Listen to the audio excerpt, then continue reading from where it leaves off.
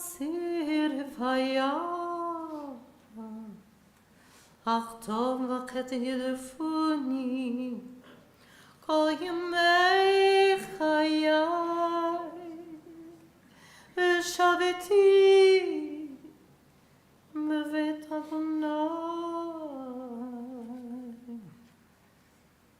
ליורך ימים. Together in the English in your pamphlet. The Lord is my shepherd, I shall not want.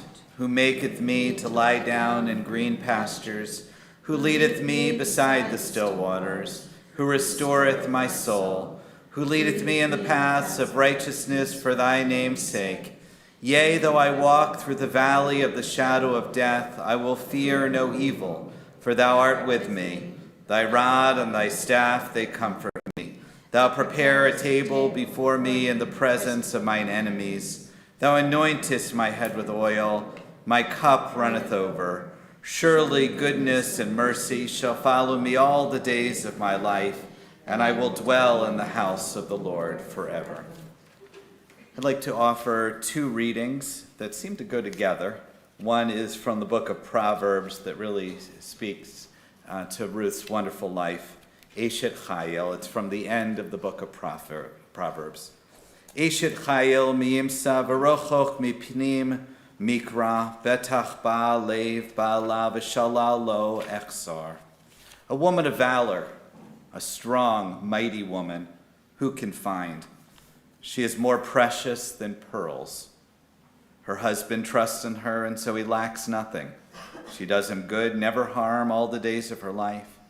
She perceives that her labor is rewarding. Her candle burns on into the night. She reaches out to those in need and extends her hand to the poor.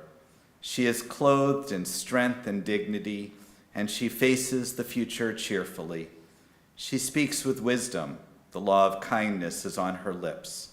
Her children rise up and bless her. Her husband sings her praises. Many daughters have done valiantly, but you excel them all.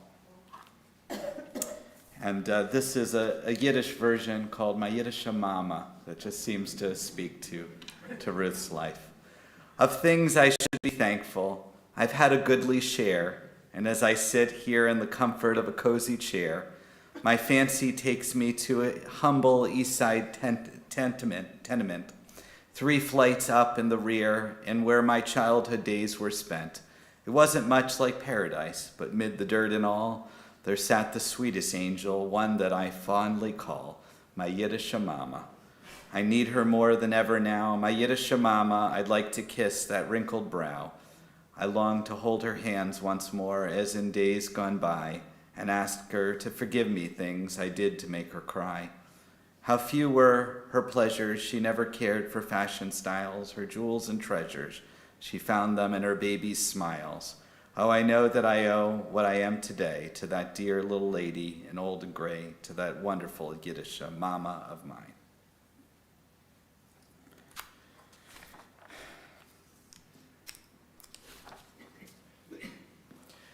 Those lines, both from Proverbs and from the Yiddish song, stand out. The verses from Proverbs seem to have been written directly to her. Every word, every line is exactly how she lived her life, with integrity, with generosity, with strength. That's exactly how she taught us to live, how she built the community that now sits before us today. My Yiddish Mama is a little different. There's a sadness because it speaks of the old age there that we do not get to fully realize in her life. But the strength and the love that's in the poetry of the song is there nonetheless. To Randy and to Mitchell and to Danny and to Steve and to Howard and the whole mishpacha. We are all surrounding you with love. We know how much that Ruthie meant to you and to us, and we'll do anything we can to make your lives easier, and to let you know that the responsibility for grief is not only on you, but we share it together, both with her immediate family that I think takes up 3 or 4 rows here, and her extended family here in Western New York and beyond. We celebrate a life that was so beautiful, a life well lived, where every moment mattered. And even as it was taken away from us, we know she fought as hard as humanly possible. Has there ever been someone that fought harder for life than Ruth? She taught us how to fight, how to celebrate life, and also how to pass in peace. And we know that her soul's in peace. Today, as we come to try to make sense of our loss, we're going to turn to words which are feeble. First, we'll have Randy and then Steve to represent the family.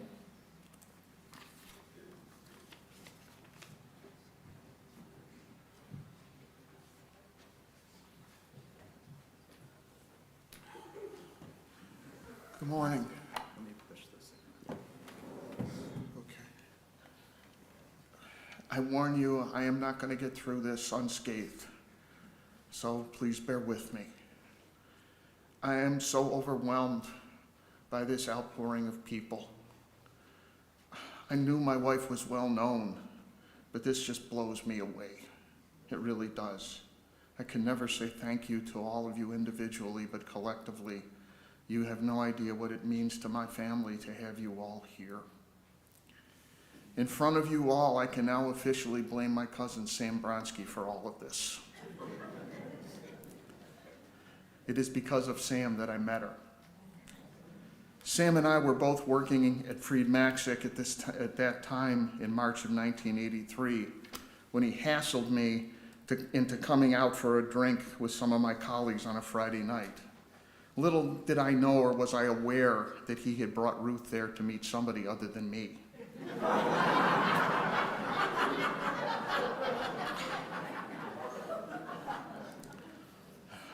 And I know who it was. Grudgingly, I came and was standing around with some of my colleagues when Ruth, with that beautiful long hair of hers, walked up to the group and asked, would somebody like to dance with me? Well, he's sitting here now. It's Alan Goldstein, who pushed me from behind and said, Randy will dance with you. Okay. That is how I met her at Crawdaddy's, an old bar and restaurant on the waterfront, which is now Templeton Landing. We got to talking, and I asked her out the next night, and we were out until 5:30 in the morning. Had no concept of time. That was March 9th of 1983.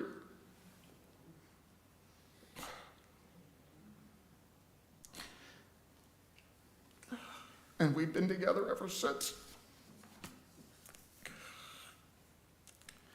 Early on, even while she was just my girlfriend, and before we got engaged and married, Ruth started to change my life forever. When I was younger, I was raised to believe that the path to success was money and power and status and titles and cars and the like.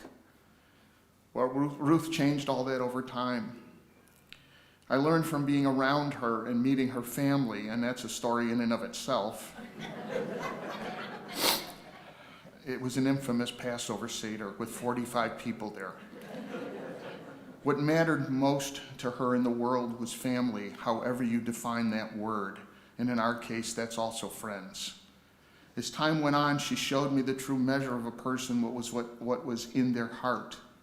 She taught me that life was only as good as the people with whom you share it, whether it is family, friends, my beloved professional and sports colleagues, and anybody else you want to include.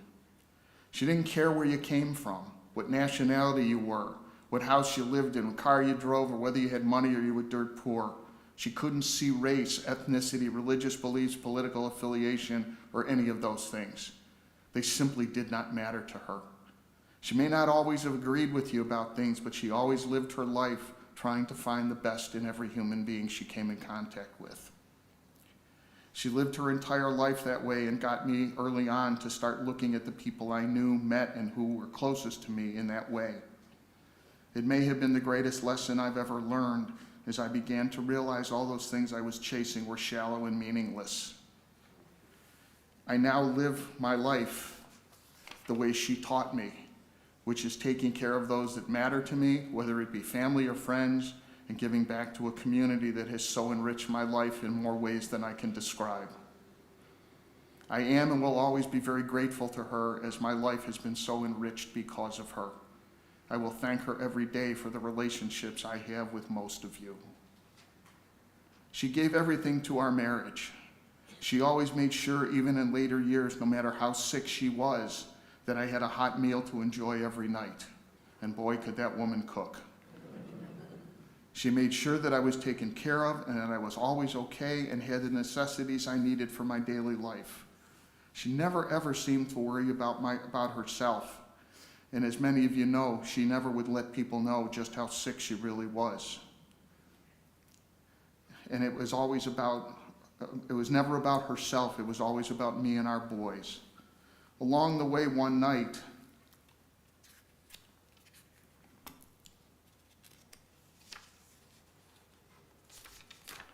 she told me 6 weeks after our wedding that she was pregnant. I literally sat up in bed in the middle of one night, soaked in sweat, and thought emotionally, I'm still 12 years old. How am I going to raise a child when I'm still one myself? I guess we figured it out as she gave me the two greatest gifts any husband could ever ask for.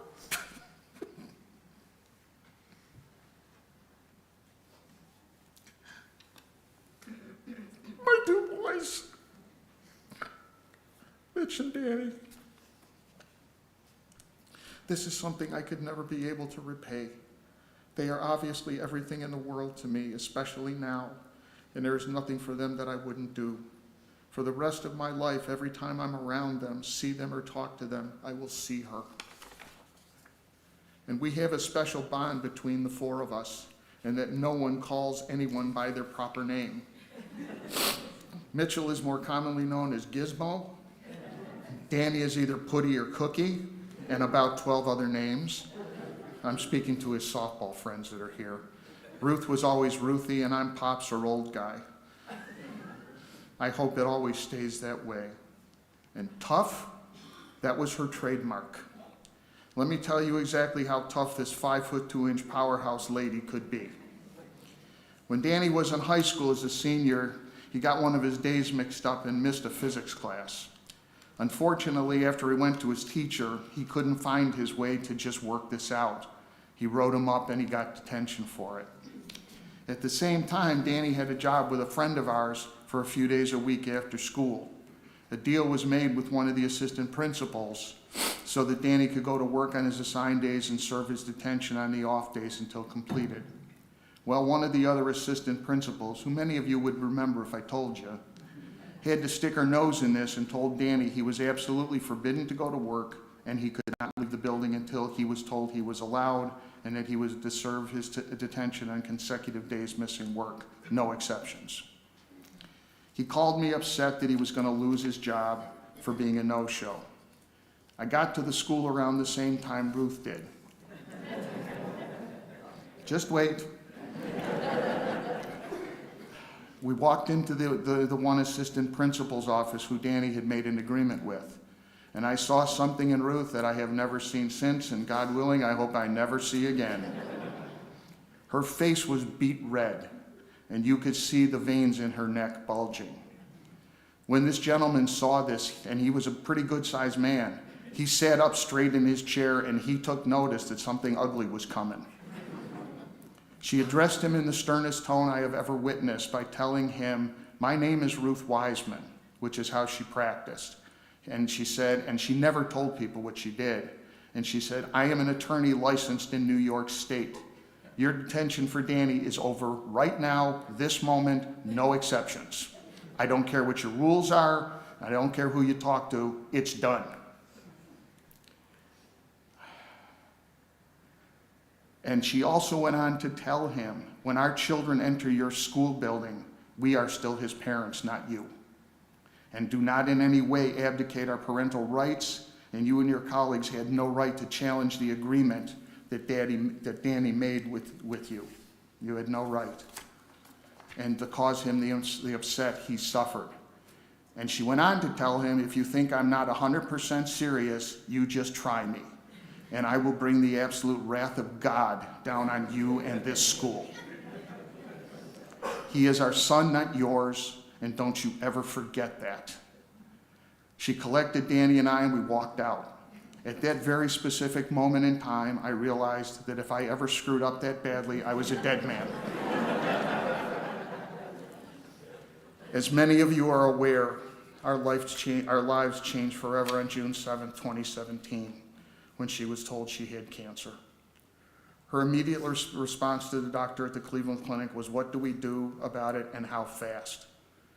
That was because she didn't believe in wasting precious time, and we had to go to Roblin, Ontario, near Ottawa, to pick up Teddy, one of our precious 2 poodles.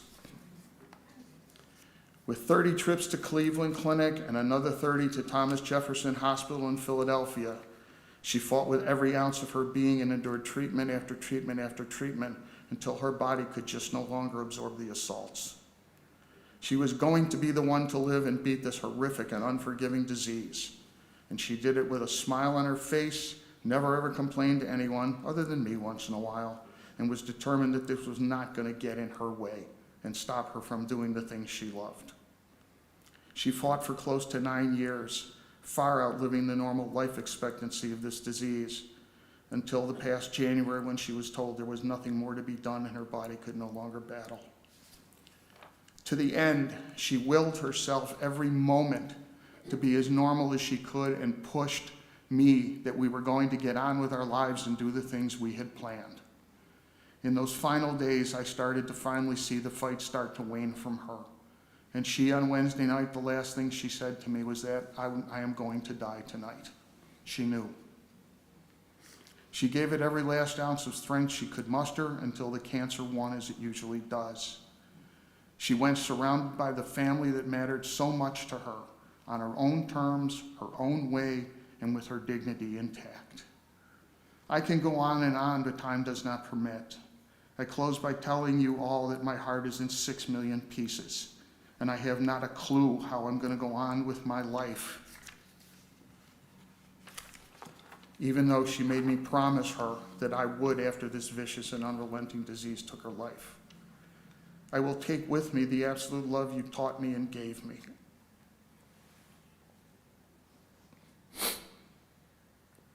And I will live by the inscription you put into the wedding ring that I am still wearing. I love you today, tomorrow, and always. Rest in peace, my sweetheart. You are already so sorely missed. Your loving husband, your sons, and of course, Bo and Teddy.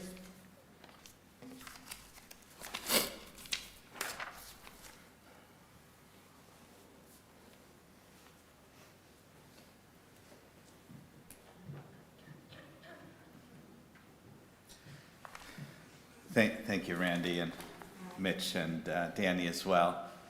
Randy, I'm going to tell you something because I know Ruthie would want it. You're not alone on this journey. She empowered all of these people to help you. Never think you have to do this by yourself.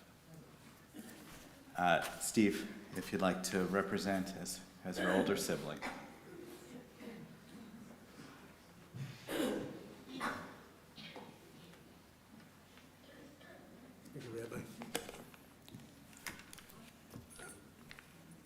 Randy already said it, but on behalf of myself, Howard, Ronna, and Karen, it is overwhelming how many people are here today. Not to mention, we know many number of people are watching us on the synagogue's live stream. So thank you all. Equally overwhelming to me, at least, and an extraordinary tribute to Ruth, is how many of you are here who represent so many different facets of her life.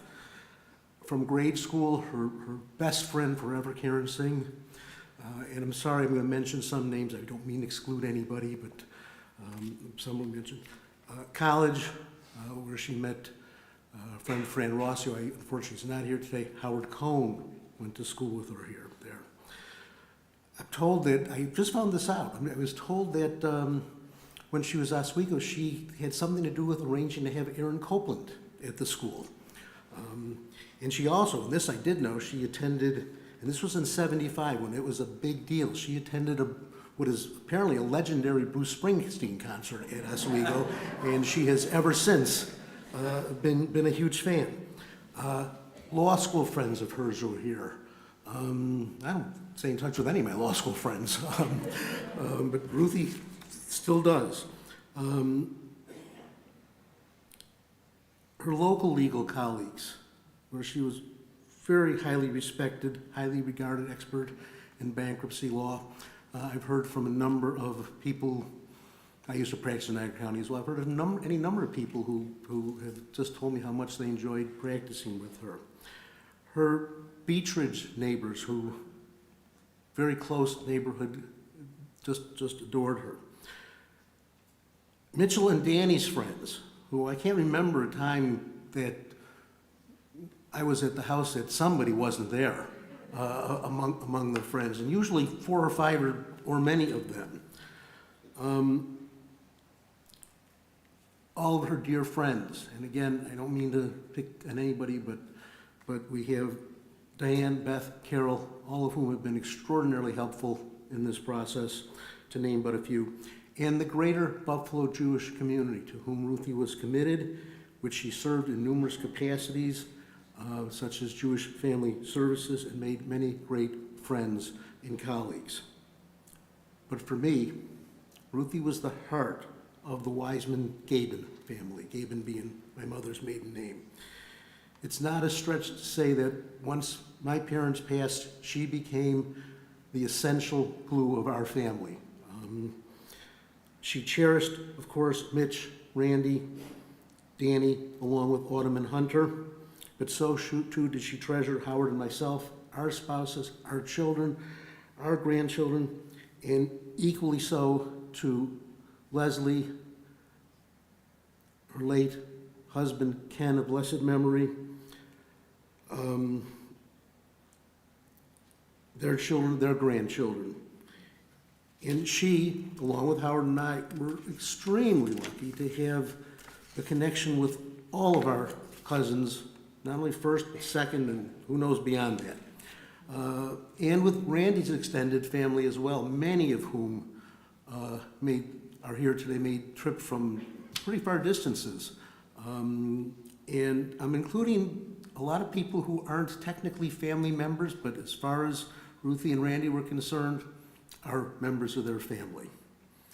For 7 years, for example, our cousin Donna lived with us in Curtis Parkway while she was attending school. I still to this day remember girls' night when it was Ruthie and Donna's night to clean up, and boys' night when Howard and I got stuck doing it.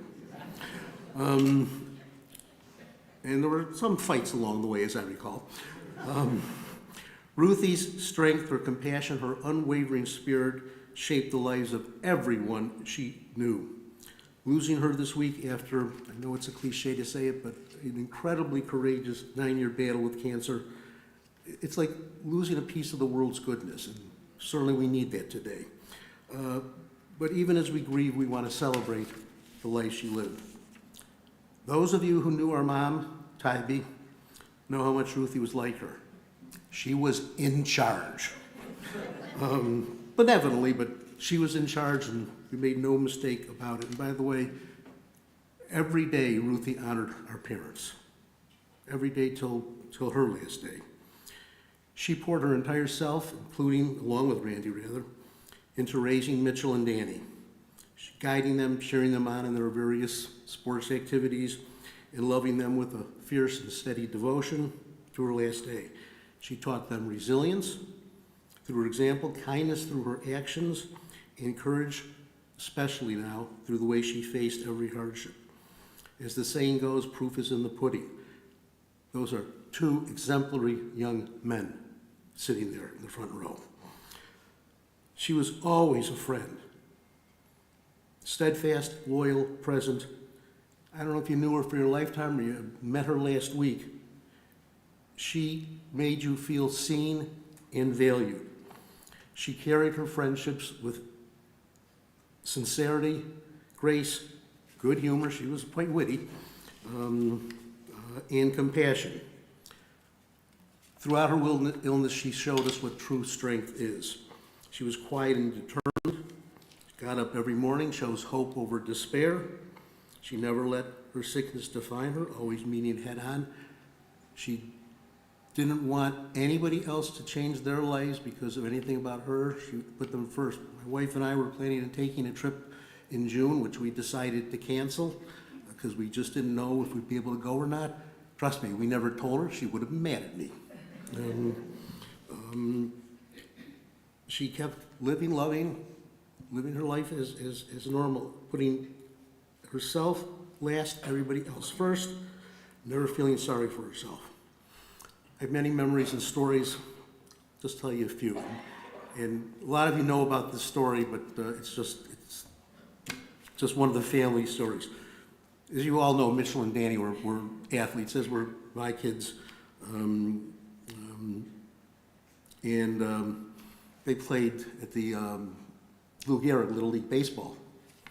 And one day, Ruthie accidentally, Mitch was having some sort of eye issue, and yeah, people know about this. Ruthie accidentally took out a tube of glue instead of eye drops and managed to glue Mitchell's eyes shut. Thankfully, he was okay. As a personal coda to this story, a couple weeks later, I was at a continuing legal education, and it wasn't even in Buffalo, it was in Rochester or Syracuse, I remember. But there were local attorneys there, local Buffalo attorneys there, and I hear two guys who I knew behind me talking about, hey, did you hear about that crazy lady who glued her kids? I shut it, I mean, this is 90 miles away, 3 weeks away. And I kind of turned around, but I didn't admit to being her brother. I just said, I have kids at Lou Gehrig, the kid's okay, I heard about it, the kid's okay. On a more serious note, I remember when we talk about her toughness, devotion to family, about, sorry, Becca, I don't know, it was 15 years ago, 16 years ago, my daughter got married. Ruthie had had brain surgery like a week before to remove what was a benign tumor, not the cancer now, that took her. But she made sure she was at the wedding. She had a very chic bandana on, as I recall, and her face was kind of beat up, but she wasn't not going to be there. For Howard and I especially, our bratty little sister, and those of us in our family who are contemporaries knew she was a brat. No, there's no question about that. Howard, do you remember the time when we were out front? I don't remember why. Ruthie's room was in the front, faced out, and she decided to moon us and our friends. But she went from a brat to a true queen. And I'm going to remember Ruthie not for the struggle she had at the end, but for the fullness of her life, for the family she raised, the people she helped, her friendships that she nourished for her devotion to Howie and I and our families, her joy, her kindness, intelligence, good sense, good humor, and deep warmth that she offered freely to anyone she knew, and frankly, for example, through her work with Jewish Family Services, to those she didn't know, but she cared about. She leaves a legacy that will continue through Mitch and Danny, through the countless lives that she touched, and I hate the word countless, but I think it's apropos here, and through all of us who will carry her memory forward. May she now rest in the peace she so richly deserves. And thank you all for being her friend, family, and colleagues. Thank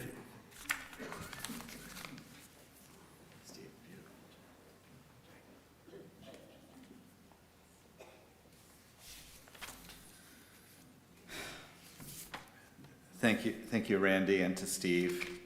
What beautiful words for someone that was so important in your lives, and what strength both of you showed just to be able to stand up here on this very difficult day.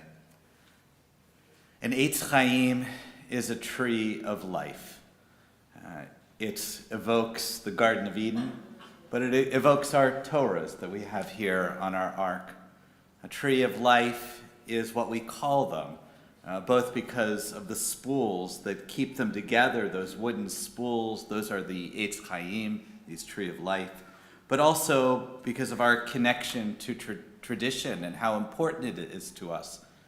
A tree of life is more than just the words in the Torah. It is the values that are passed down. It is the roots. When you think about a great tree, it really creates the entire landscape. It creates the beauty around it. It is the stability. Our Torah, the teachings that we have are our values. It's something that can't be knocked over. A tree's strength is its base and its roots. When I think about Ruth's life, she was a true Eitz Chaim, a true tree of life. She came from a wonderful foundation. Benny and Tybee, they raised such a wonderful family and community at a difficult time. There, they had a junk business and a junkyard, and it was really a family affair. Both parents were really involved in this. They had a wonderful housekeeper, Mrs. Hoyt, who helped to raise Ruthie. But they created this wonderful sense of community. We heard that from Steve with all the different cousins you can't even name. There were really created this kind of network that extended and gave Ruthie that foundation that she needs, that all of us need, to know that we come from a family, from a community that's going to hold us in place and help nurture us as we grow. There on that block, in addition to Steve, what wonderful stories you shared. I didn't hear those last night, especially, what did you say, that she mooned all your friends? I couldn't quite hear that part. I heard about her love of Barbies, and especially making kittles for this. Now, I think we need to write to the Barbie Foundation. Barbies were created out of a wonderful Jewish family that created them. But I have never heard, I've heard of all sorts of Barbies, but I don't know if you've ever heard of this, but a kittle is what we wear on the high holidays. These are the priestly garments, basically, that we wear all in white. And apparently, she created them for her Barbies. And little Benny, who I know loved her great aunt very, very, very much, she treasured these kittles. So I have to see them, and we're going to start a new line in Ruthie's memory. I've heard about these wonderful driving trips. This was the age where you would get in the car and drive. And they had this wonderful one to D.C., which we remember, Steve says, because Mary Poppins came out that year. Because it rained horribly one time, and they went to the movies. And apparently they saw Cassius Clay in an elevator. Although it's unclear if it's just an apocryphal story, a true story. But there is a picture somewhere in some attic that Ruthie was searching for. They also went to the World's Fair, and they really lived this wonderful, marvelous life there in Kenmore. On Hartford Avenue opposite St. Joseph's. And she went through all the Kenmore schools to Oswego and then later to Pitt Law School. Randy described this beautiful meeting that he had to be pushed into his life, and everything really changed, as he said over and over again to me and to others.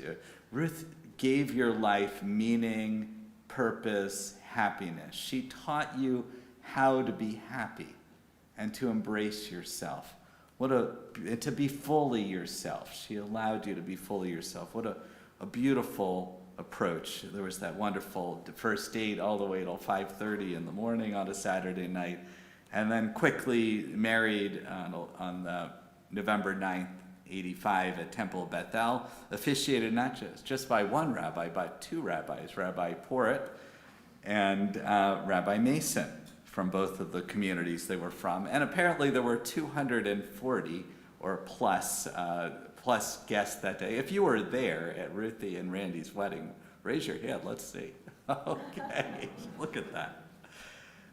We heard about the surprise of Mitchell and then later Danny. These wonderful, beautiful surprises. But they raised, starting Old Line Road, Fox Point to Beach Ridge for 33 and a half years. Mitchell and Danny told me that Ruthie was a tough mom. She was the helmet police, which meant that I was wondering what it meant exactly. Maybe it was ice skating or hockey. No, this was bike riding. And they were not, even though they wanted to look cool on their bikes, they were not allowed to be helmetless. And she not only made sure they had a helmet, but every single person on their block and extended community had one. She also was known for solving speeding tickets later when they had cars. Danny described how one time, right after he got his license, he got a speeding ticket, and his mom went down with him to the courthouse. She charged him $50 for his lawyer fee. And in front of the judge, apparently Danny was a little snarky because he was learning it. But because of his mom's insistence and her wonderful lawyerly skills, they got off with no points, zero punishment. But Ruth was a little upset. She wanted a little bit more. And then I think it was the next week, maybe Randy and Steve and Danny got speeding tickets. So it was, but she was always there, always there. Lou Gehrig, we heard a little bit. I didn't know about that story about the glue. I think it's probably not the only time that's ever happened. They should really put more labels on those. But she was known as the French fry queen. Because if you know the Lou Gehrig League, often the moms or the parents would be in charge of the food, which is a fundraiser for the league. And she did a wonderful job. And they always went, both Randy and Ruth always went to the games, all the various games of the boys, including today. They still showed up at every one of Danny's softball games, I think, at this point, where apparently I learned he hits home runs. I heard that part. I heard some other stories. Wonderful anecdotal story was about Fridays, where she worked early on when Randy and her were first together. And while she was there, she was studying for the bar. And this is a wonderful story. There was apparently at Fridays a bar exam, but it had to do with the bar, the actual bar. So when she passed her bar, she said she passed her bar, everyone thought she meant that she passed the bar exam of Fridays. She worked at UAW for 31 years, and then with Gary Bluestein, who's here, who told me she's also a really good friend of his, where she retired. Of course, these past 9 years have been just truly difficult. But she was a warrior, a true Eshet Chayil. Chayil, the woman of valor, is a soldier woman, really. This uveal ocular melanoma cancer, which is a rare malignant eye cancer affecting the iris, is something that's no joke at all. And it required a lot of perseverance. It was quite amazing that she just kept going. She never, ever got discouraged. Never. They had over 30 trips to Philadelphia as part of this treatment, and she continued. And one of the testaments to this is even in the last month, when it was clear where the direction this was going, she still was committing to all of the various agencies that she was working toward. I heard Rick for Jewish Philanthropies meeting tonight. And on Thursday last week, she had also told me she was going to go to the matzo ball of the Jewish Family Service. She was really determined to keep all of these committees and organizations that she loved. She was as Steve mentioned, a Jewish Family Service, the Foundation for Jewish Philanthropies. She delivered meals to Holocaust survivors until recently. Here at Shir Shalom, she was also the French fry queen of Chevetas, and she never missed a ride for Roswell. That was very important. For hobbies, she mahjong, and I think a number of her mahjong ladies are here. She loved art. She was a wonderful artist, and I know there's a great art that she left behind. She even did ice hockey for a time.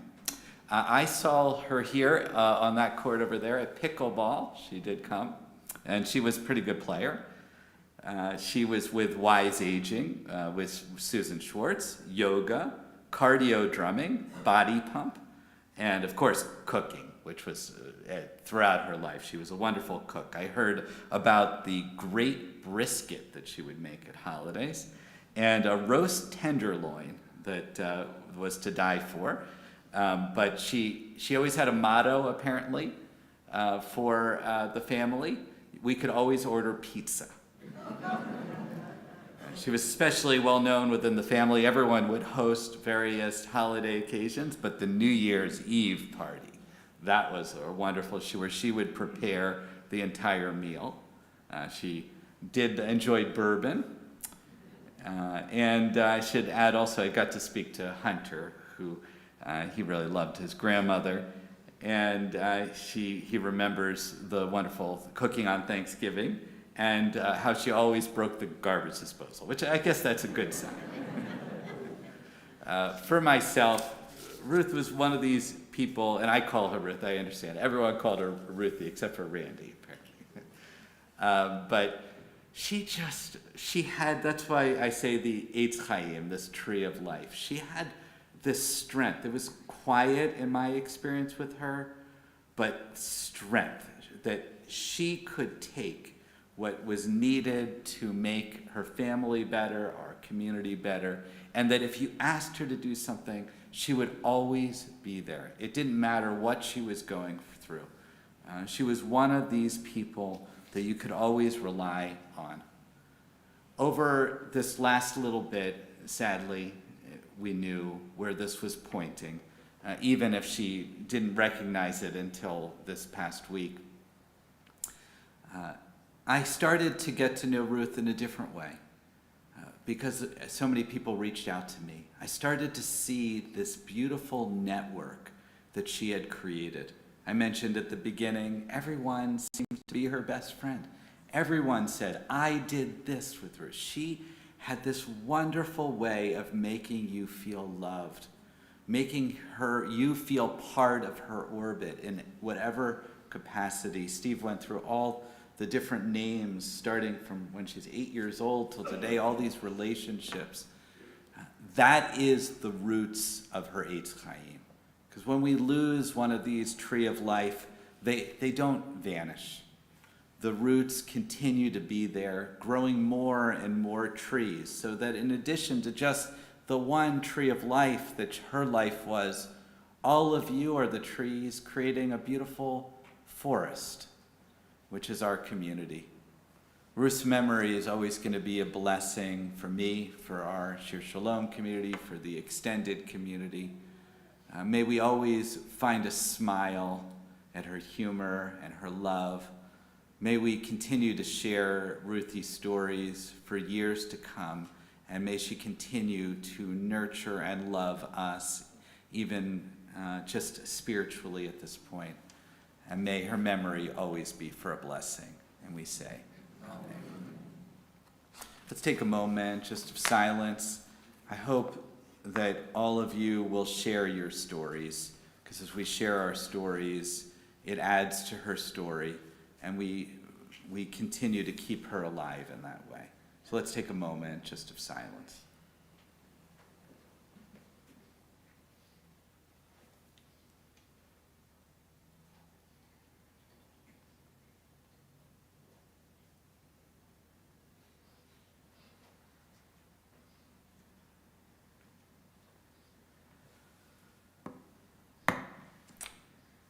Last night, the family mentioned she liked Cheeseburger in Paradise. And given her humor, we're not going to sing it, but I would like to read the lyrics, add a little levity.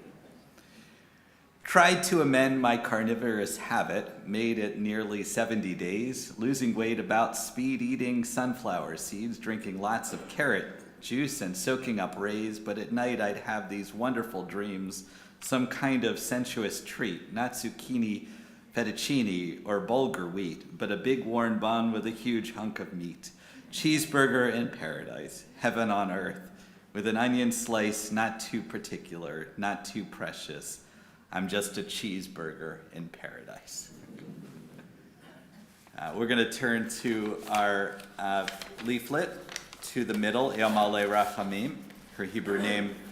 Invite everyone to rise. Rivka, Rachel, Bat Benjamin, the Devorah. Cantor Frank will recite the Hebrew. Parim Rachamim, Shokin Pomerovim, Hamsem Menucha, Nechona, Taka Kamfer, Hashchina, Him Gerushim, Hutahorim, Kezaha, Harakeya, Masibri,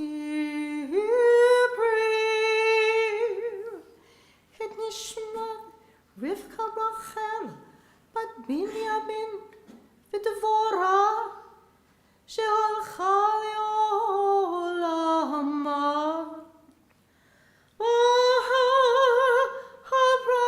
Abrachamim, Yastireh, Habitzitel, Gnafav, Leolamim.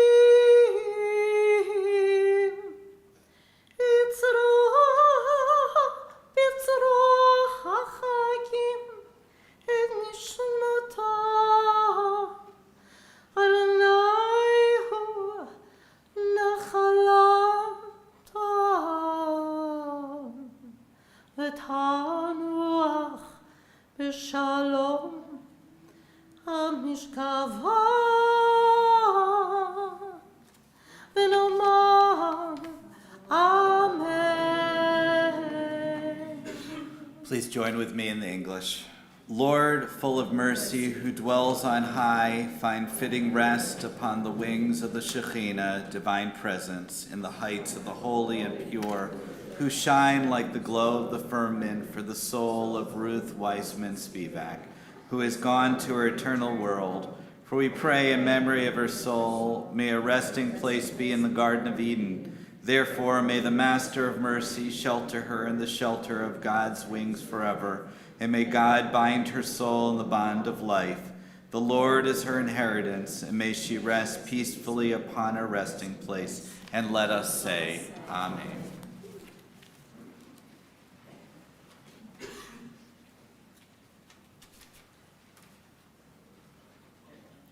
Thank you so much for joining us, everyone. A couple of brief announcements. If you are going with us in procession to Elm Lawn Memorial Park, we ask that you use your bright lights and your four-way flashers. We're going to take it nice and slow. Also, bring your programs with you if you're going to the cemetery. They have the Kaddish prayer in them. Also listed on the front of the programs, there's going to be a reception at Jazz Boleyn right after the interment. The family has invited all of you to join them, and the Shiva information is on here as well. Right now, we are going to bring the casket out of the sanctuary. If everyone could just remain standing at your seats for a moment. Once we've done that, everybody can proceed to their vehicles. Thanks so much.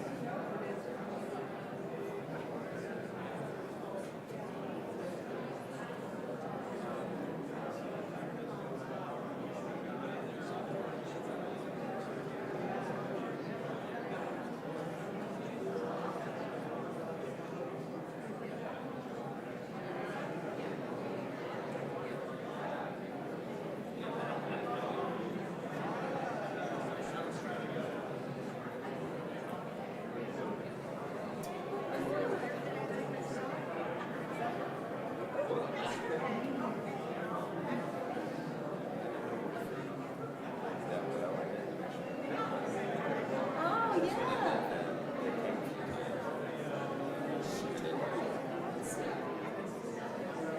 told me,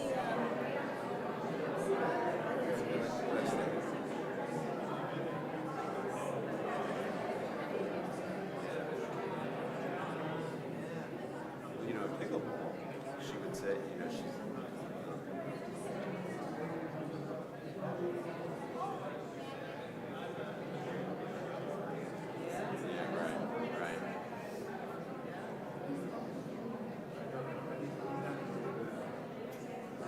When she was playing pickleball, she would say,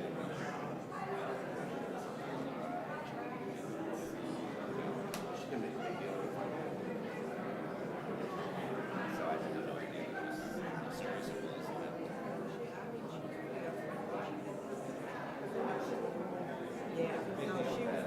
Oh my goodness. I got excited. Once she retired, she became. Yeah, she played. Yeah, she was pretty good. Yeah, considering she couldn't have the depth she was having. Yeah. It was just a few times. I think. We met them, but family interaction.